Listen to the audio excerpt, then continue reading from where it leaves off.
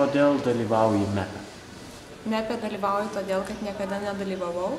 Ir kai sužinojau apie šitą projektą, jis man pasirodė labai įdomus, nes dalyvavau daugelį mokymų, bet niekada nedalyvavau Europos mastų mokymus, tai yra Europos parlamento, būtent tokie.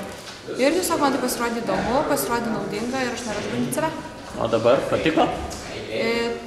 Taip, man patiko, galbūt sritis, kurioje veikiau, nebuvo mano kompetencija, bet iš tikrųjų manau, kad tai yra naudinga. O išmokai ką nors gero, pavyzdžiui?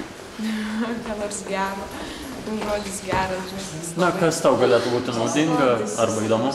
Nu taip, visų pirma, sužinojau visą struktūrą, visą kaip tai veikia. Tiesiog pažinau patį vidų Europos parlamento labiau, bet vis tiek, man atrodo, bet kokios pažintis, bet kokia patirtis yra naudinga. Taigi, naudos bet kuriuo atveju tikrai yra. O kas tau labiausiai, tarkim, patiko, įstrigo arba labiausiai naudinga?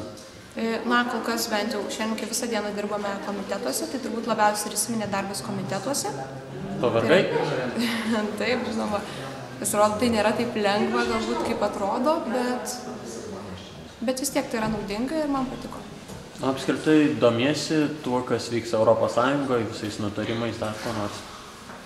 Nu, taip, aš skaitau keletą tų protingų žurnalų, tokių kaip IQ, ten Economist ir panašiai, bet tik tiek, realiai, daugiau ne.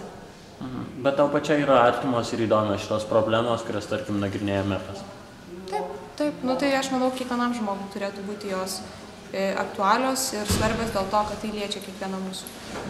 O kokia sritis tau pačiai yra įdomiausia, tarkim, labiausiai traukia tave?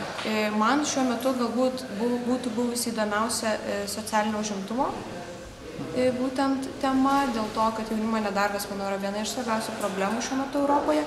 Ir iš tikrųjų jaunimo nedarbas atrodo tiesiog viena iš problemų, bet jinai priveda prie daug didesnių problemų, todėl aš manau, kad tai yra problema, kurią labai svarbu spręsti greitai ir efektyviai. Todėl mano nuomonė šita buvo itin svarbi, o visos jos yra svarbios, bet norėčiau tiesiog išskirti šią.